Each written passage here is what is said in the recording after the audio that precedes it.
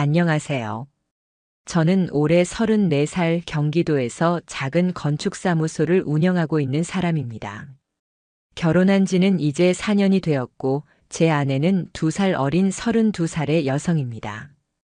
이름은 민지라고 하죠. 우리는 꽤 평범한 연애를 하다가 2년간 만남 끝에 결혼했습니다.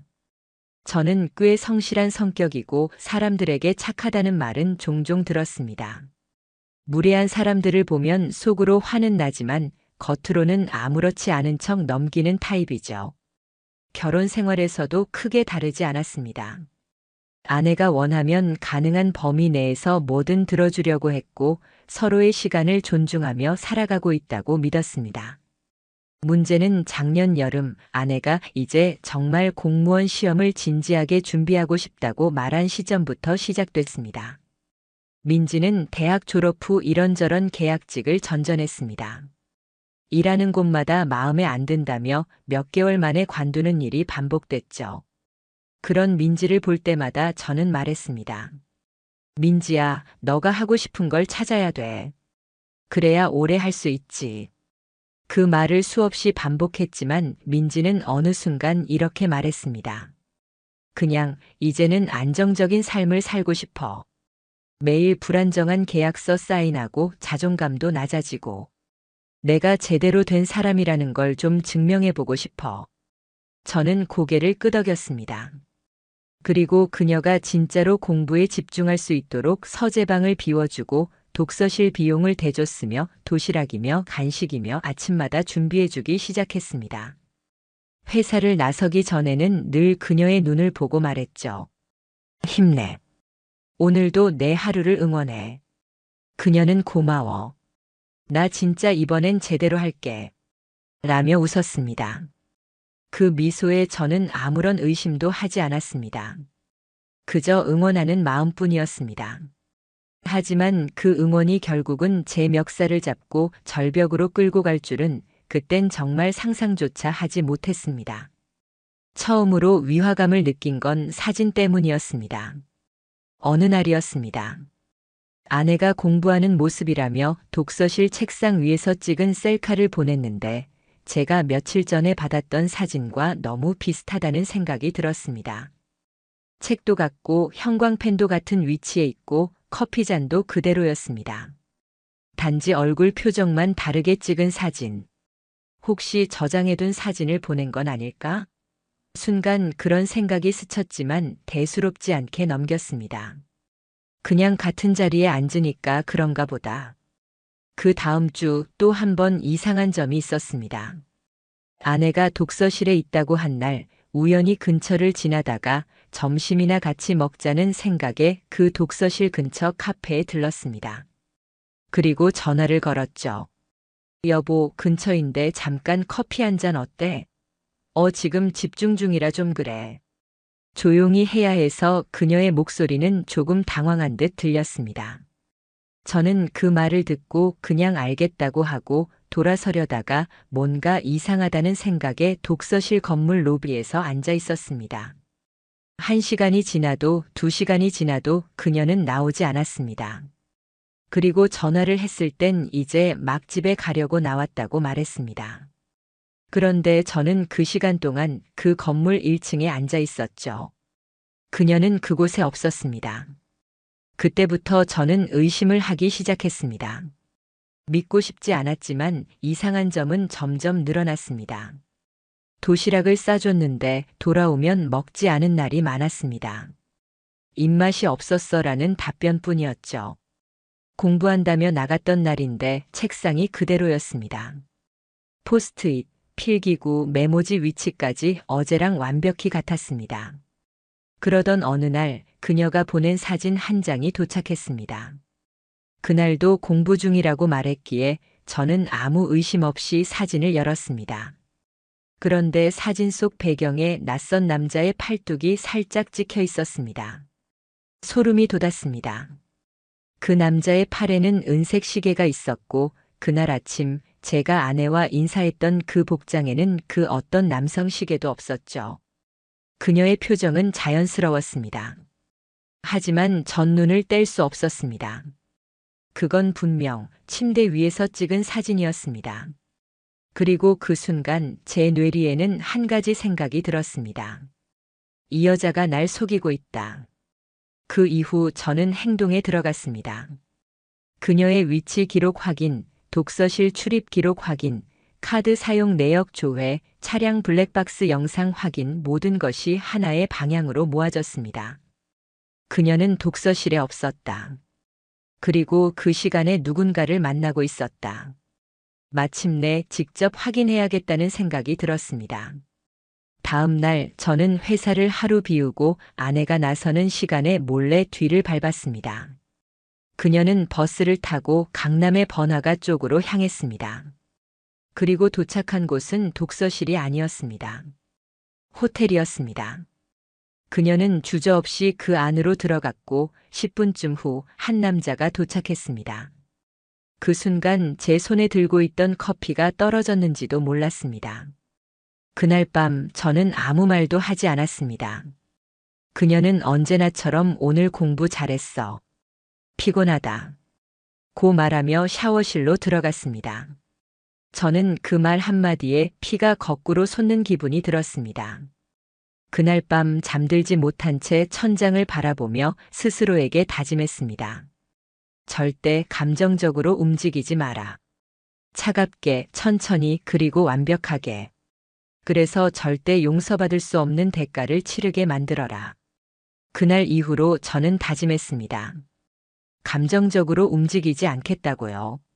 눈물도 분노도 절망도 잠시 접어두고 하나하나 아주 천천히 그녀의 실체를 벗겨내기로 했습니다.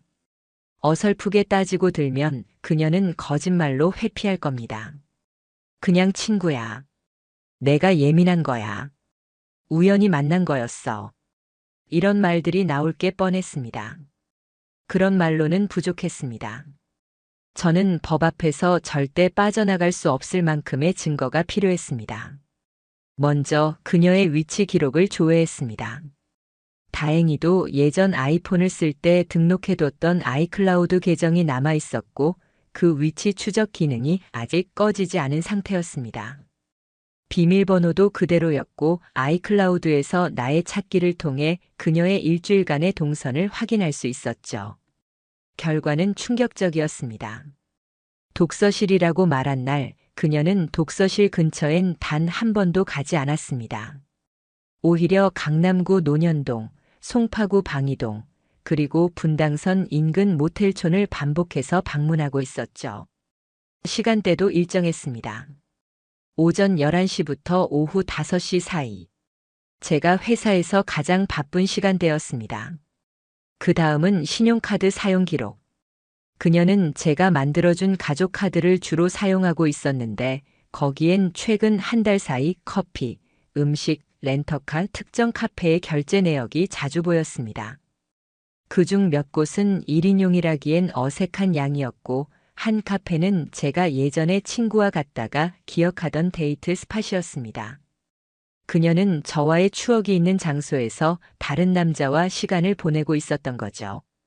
카드를 끊고 위치를 확인하며 그녀의 거짓말을 눈으로 검증하기 시작했습니다. 하루는 이렇게 흘렀습니다. 아침 10시쯤 그녀는 독서실에 간다고 말했습니다. 저는 아무 말 없이 웃으며 도시락을 쥐어주고 작별 인사를 했죠. 그녀가 나서고 30분 뒤 저는 집에 설치해둔 미니 카메라들을 다시 확인했습니다. 작은 렌즈형 CCTV를, 현관 센서 등 위, 서재 책꽂이, 안방 화장대, 주방 와인잔 선반 뒤 이렇게 총 4곳에 숨겨놨습니다. 사생활 침해냐고요? 그녀가 나를 속이고 우리 집에서 다른 남자와 통화하며 나를 ATM이라 부른 그 순간부터 저는 더 이상 이 결혼 생활을 신뢰라는 이름으로 보호할 의무가 없었습니다. 영상엔 특별한 건 없었습니다.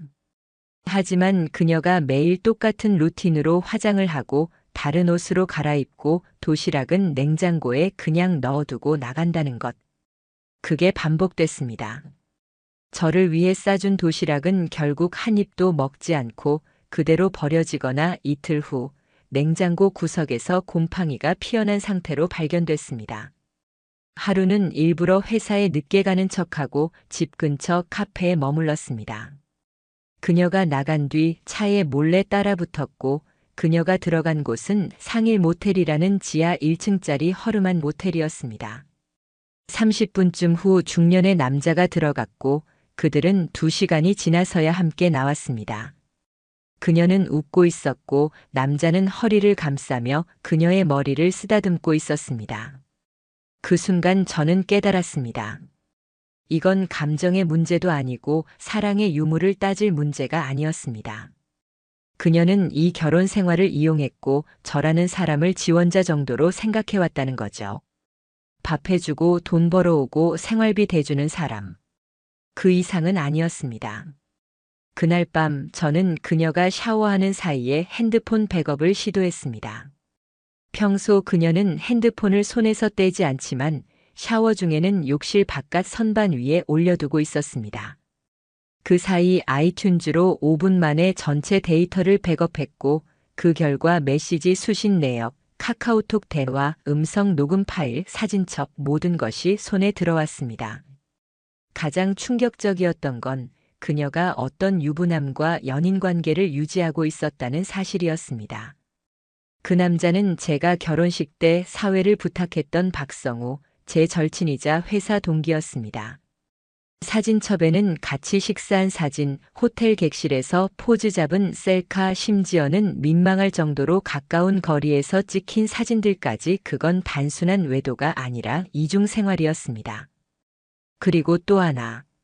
메모 앱에는 다음과 같은 문장이 적혀 있었습니다. 이혼은 순리대로 갈 것.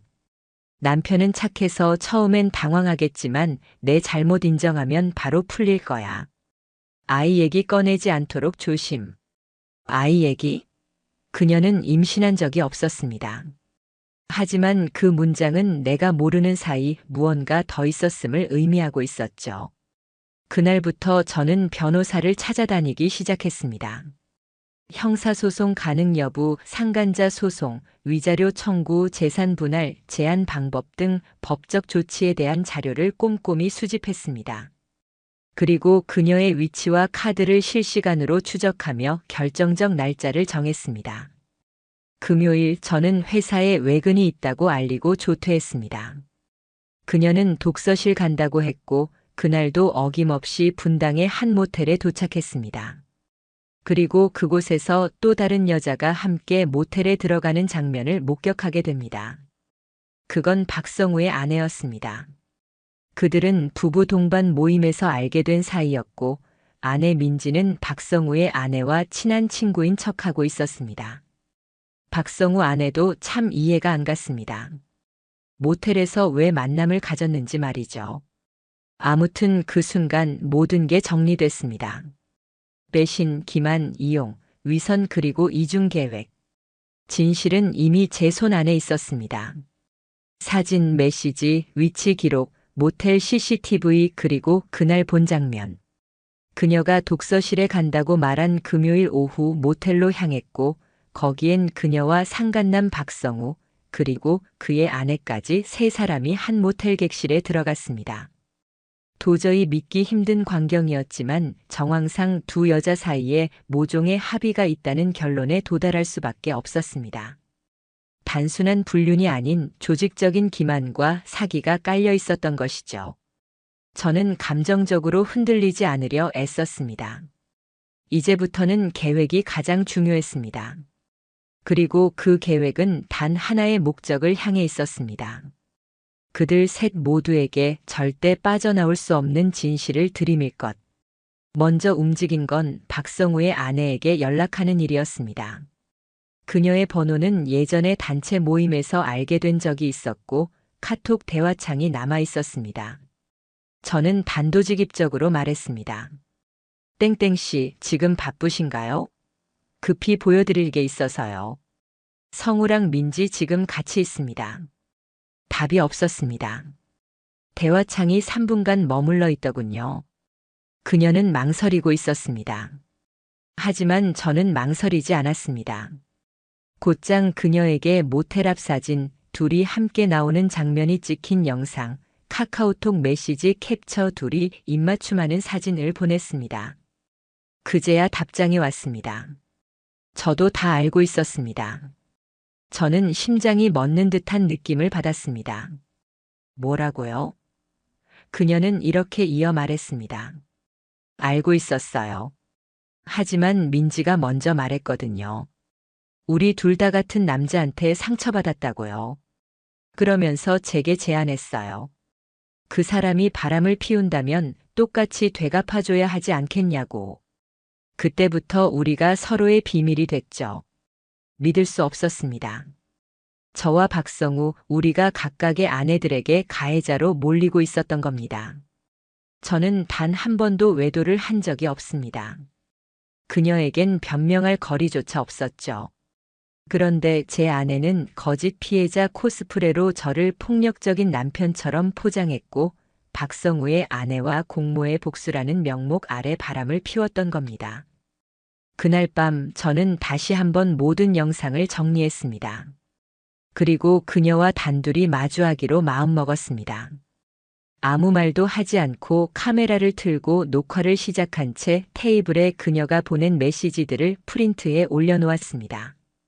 퇴근한 민지가 들어왔고 저는 묻지도 않고 말했습니다.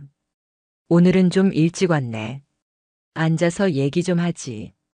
그녀는 제 표정을 보곤 뭔가 눈치를 챘는지 조금 경계하는 듯 했습니다.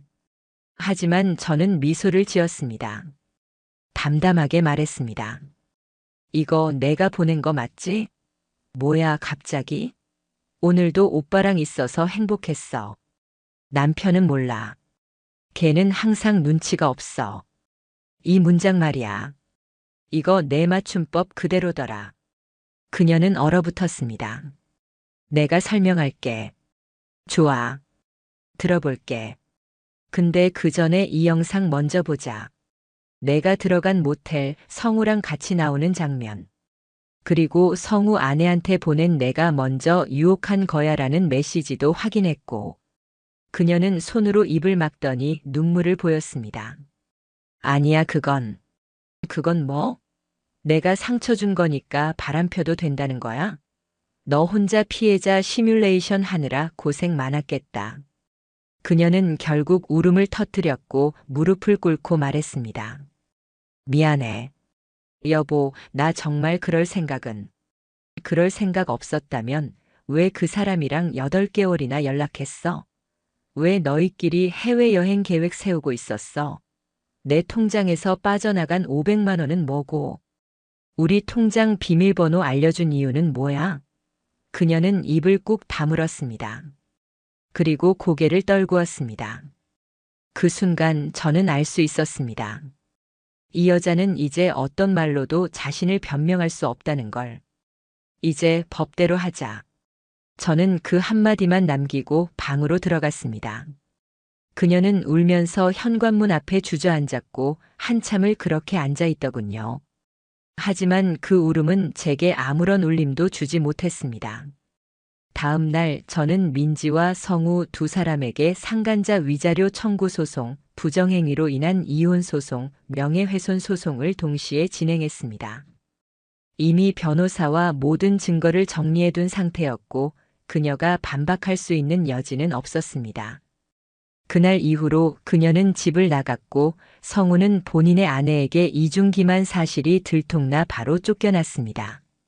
가장 통쾌했던 건 민지가 성우를 찾아갔지만 성우는 민지를 철저히 부정했다는 것이었습니다. 그냥 같이 놀았을 뿐이야. 사랑? 무슨 사랑? 그 말에 민지는 무너졌다고 합니다. 법은 감정을 묻지 않습니다. 사람이 얼마나 상처받았는지, 얼마나 고통스러웠는지는 증거 없이 말할 수 없습니다. 그게 현실이고 저는 그 현실을 똑바로 마주하기로 했습니다. 민지와 저는 정식으로 이혼 소송에 들어갔습니다.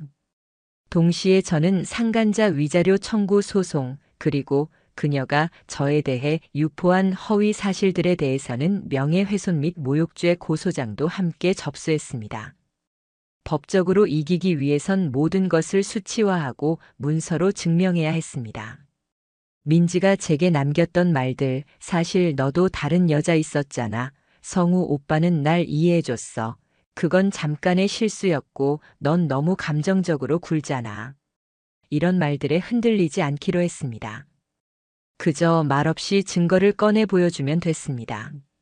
첫 번째 재판은 이혼 및 위자료 청구와 관련된 내용이었습니다. 민지는 제 변호사 측에서 제출한 증거들을 처음 본 듯한 얼굴이었습니다. 하지만 그건 당연하죠. 저는 지금까지 단 한 번도 그녀에게 제가 무엇을 알고 있는지 노출하지 않았으니까요. 그녀는 고개를 떨구었습니다.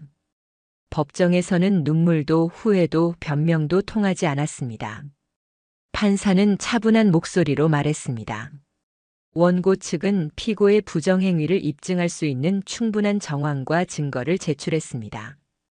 피고 측은 반박 자료가 없으므로 법적으로 유책 배우자로 판단됩니다. 그 한 문장만으로 이미 승패는 정해졌습니다. 민지는 성격 차이를 주장하며 결혼 생활에 반복적인 감정적 폭력이 있었다고 했습니다. 하지만 그 말은 오히려 그녀가 과거에 친구들과 나눈 카카오톡 내용, 우리 남편은 정말 착해서 재미가 없어 싸우자고 해도 그냥 도망가듯 피암 키읔키읔 같은 메시지로 인해 스스로 무너졌습니다. 저는 판사 앞에서 단 한마디도 하지 않았습니다. 모든 건 문서와 캡처, 녹음 파일이 대신해줬습니다. 재판 말미에 판사는 이렇게 말했습니다. 민지 씨, 귀하의 행동은 단순한 일탈이 아니라 결혼 관계를 기만하고 훼손한 고의적 행위입니다. 그와 함께 상간자와의 연대 책임이 충분히 성립된다고 판단됩니다. 결국 이혼 성립, 위자료 3천만 원 판결, 재산 분할 권리 박탈이라는 결과가 나왔습니다. 그리고 두 번째 전쟁, 박성우와의 상간자 소송이 기다리고 있었습니다. 그는 초반에 이렇게 말했습니다. 그냥 말려든 거예요. 저도 힘든 시기를 겪고 있었고 솔직히 그녀가 먼저 유혹했습니다. 그 말을 들은 순간 저는 피식 웃음이 나왔습니다. 제가 제출한 영상 속에는 그가 먼저 그녀의 손을 잡고 다정하게 허리에 손을 올리며 다음 주엔 2박으로 갈까? 라고 말하는 장면이 담겨 있었습니다. 심지어 제 결혼식 영상에서 그는 마이크를 잡고 이렇게 말했었죠. 민우야, 민지랑 진짜 잘 어울린다. 이런 여자는 절대 놓치지 마라. 그리고 민지야, 이 사람은 진짜 착한 사람이야. 내 친구 중에 가장 순한 남자야. 그 말을 했던 입으로 그는 제 아내와 관계를 맺고 있었습니다. 결국 법원은 그에게도 2,500만 원의 위자료 배상 판결, 사적 관계에서의 부정행위 책임 인정을 내렸습니다. 박성우의 회사는 공기업 협력사였기 때문에 사회적 평판을 중요시했습니다. 이 사건이 알려지자 그는 인사팀 조사를 받고 윤리규정 위반 사유로 계약 해지 및 퇴사 처리를 당했습니다. 그의 아내 역시 자신이 공모자처럼 보여질 것을 두려워해 그와의 이혼을 즉시 진행했고 위자료를 전액 요구하며 성우를 집에서 내쫓았습니다. 그렇게 그는 하루아침에 가정도 직장도 체면도 모두 잃었습니다. 민지는 그 후 한 번 저를 찾아왔습니다. 저는 그녀에게 문을 열지 않았습니다. 현관 도어락 너머로 그녀는 말했습니다. 나 진짜 다시는 안 그럴게. 내가 왜 그랬는지도 모르겠어. 여보, 나 아직 좋아해. 하지만 저는 그녀가 과거에 성우에게 보냈던 메시지 하나를 기억하고 있었습니다. 남편은 그냥 이용할 수 있는 남자야. 말도 안 하고 다 주잖아. 그게 뭐야? 남자도 아닌데. 그 말은 법정에 제출하지 않았습니다. 하지만 제 기억엔 평생 지워지지 않을 겁니다. 저는 그녀에게 말했습니다. 조용히 담담하게. 민지야, 내가 널 용서하지 않는 이유는 내가 실수해서가 아니야. 너는 그 실수를 사랑이라 착각했기 때문이야. 그녀는 울면서 돌아섰고 그 뒤로는 단 한 번도 제 삶에 다시 나타나지 않았습니다. 그들은 웃으며 배신했고 저는 침묵하며 복수했습니다. 그리고 이제 모든 것이 끝났습니다. 남은 건 잃은 것이 아니라 지켜낸 제 삶이었습니다. 이혼 소송과 상간자 소송이 마무리된 뒤 저는 제 삶을 처음부터 다시 정리했습니다. 민지가 떠난 빈 방은 몇 달 동안 그대로 뒀습니다. 그 흔적들을 억지로 없애고 싶진 않았습니다. 왜냐면 그 방이야말로 제게 절대 다시는 그렇게 살지 않겠다는 가장 강력한 증거였기 때문입니다. 한 달쯤 지났을 때 저는 우연히 박성우의 아내에게 연락을 받았습니다. 처음엔 놀랐지만 그녀는 단순히 저에게 한 가지를 알려주고 싶었다고 했습니다. 그 사람 요즘 모텔 알바하고 있어요. 전 직장에서 해고된 후 업계에서 나쁘게 소문이 퍼졌고 이직은 실패했습니다. 여기저기 수소문해도 아무도 그를 채용해주지 않았다고 합니다. 공기업 하청업체 출신이라는 이력도 더 이상 도움이 되지 않았죠.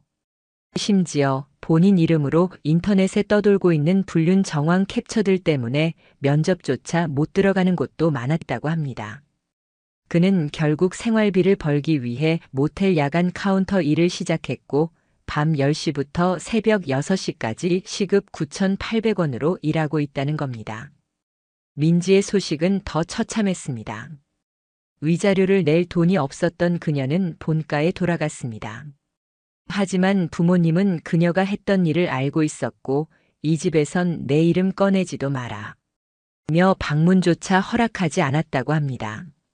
결국 그녀는 SNS에 중고 물건을 팔며 근근히 생활하고 있었고 한때 다녔던 영어학원 강사 지원도 모두 탈락한 상태였습니다. 그녀는 부정행위로 인한 이혼 이력 때문에 공공기관, 교육기관 취업에 제약이 생겼고 이력서에도 그 공백을 설명하지 못했습니다. 저는 단 한 번도 그들에게 직접 연락한 적이 없습니다. 하지만 그들의 근황은 하나둘씩 제게 들어왔습니다.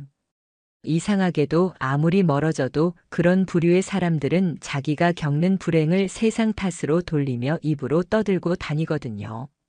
한 번은 지인의 결혼식장에서 민지를 봤다는 사람이 있었습니다. 그녀는 말없이 구석에 앉아 있다가 신부 입장 순간 눈물을 보이며 혼자 조용히 나갔다고 했습니다. 그걸 전해 들은 저는 그저 창밖을 바라보며 조용히 중얼거렸습니다. 이제야 자기가 어떤 짓을 했는지 알게 된 걸까 복수를 계획하고 증거를 수집하고 법정에 서고 모든 걸 마무리할 때까지 저는 단 한 번도 분노라는 감정에 휘둘리지 않았습니다. 그저 사실만을 바라봤고 제 삶을 지켜냈습니다. 그리고 지금 저는 여전히 그 건축사무소를 운영하고 있습니다. 조금 더 작고 조용한 동네로 옮겼지만 일은 끊이질 않습니다. 혼자 사는 집은 처음엔 낯설었지만 이제는 책장마다 제가 고른 책들로 가득하고 주방엔 먹고 싶은 걸 직접 요리할 수 있는 공간이 생겼습니다. 누구의 눈치를 보지 않아도 되고 누가 뒤에서 무슨 짓을 할까 의심하지 않아도 되는 하루하루입니다. 이야기를 마치며 전 이 말을 꼭 전하고 싶습니다. 사랑은 신뢰 없이는 아무 의미가 없습니다. 사랑을 가장한 기만은 결국 언젠가는 무너집니다. 그리고 그 무너짐은 가장 조용하고 가장 무섭게 찾아옵니다.